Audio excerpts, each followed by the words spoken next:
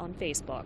Julia, thank you very much. The upcoming presidential election has seen a high turnout for voters with disabilities despite COVID-19 concerns. That's according to a new survey. News 8's Demi Johnson joins us now. And Demi, one voter told you health care is a major concern.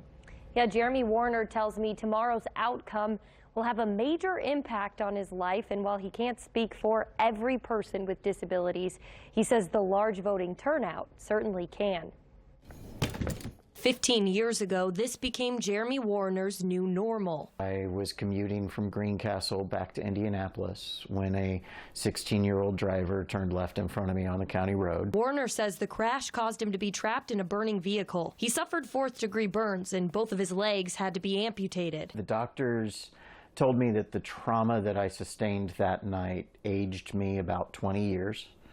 And at the same time, at the age of 30, I was reduced almost down to infancy in regards to my independence. While Warner did lose a lot, he says this year he's especially thankful he didn't lose everything. My wife and stepson and I were able to vote in about an hour and a half. For him, the right to vote feels more important in this election than in the past. According to Easterseals, Warner is not alone in his enthusiasm around voting. 89% of people with disabilities are registered to vote, and 15.9 million already have. President David Dreith says health care and COVID-19 are the top issues driving them to the polls. And despite coronavirus concerns, more people with disabilities are voting in person. It is important enough for people to overcome those barriers that they do want to show up, they do want to visibly participate, they want to be counted. Warner says being counted is all he can hope for. The entire population benefits by ensuring that people with disabilities are able to lead independent lives,